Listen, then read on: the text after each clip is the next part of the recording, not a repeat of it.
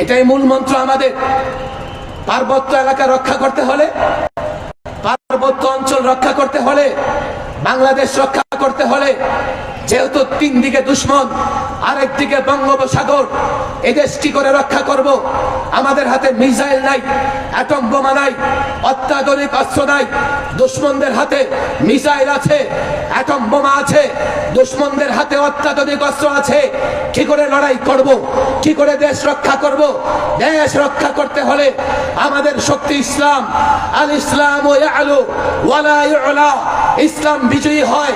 ইসলাম যদি ধরতে পারো যুবক, ইসলাম ধরতে পারো ছাত্র, ইসলাম ধরতে পারো মিলাদুন নবী যারা বলো, তোমরাও যদি ইসলাম ধরতে পারো, যারা সিরাতুন নবী বলো, তোমরাও যদি ইসলাম ধরতে পারো, ইসলামের শক্তিতে আমরা যদি শক্তিমান হতে পারি। আমি পরিষ্কার বলে দেই, পার্বত্য এলাকা নিয়ে, বাংলাদেশকে নিয়ে যারা ষড়যন্ত্র করছো, ইসলামের শক্তির উদাহরণ দেখো, ইসলামের শক্তির ইতিহাস তোমরা পড়ো।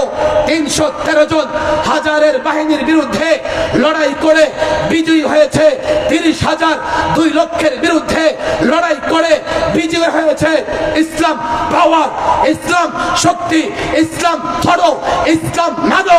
আল্লাহর কসম, ওই তাগুত, কাফের, বেঈমান, হিন্দুত্ববাদী, উগ্রবাদী, ইহুদি, নাসারা যারা আমার বিরুদ্ধে, আমার দেশের বিরুদ্ধে লড়াইয়ের ময়দানে অবতীর্ণ হবে, জিতবে ইসলাম, জিতবে আমরা, তারাই পরাজিত হবে।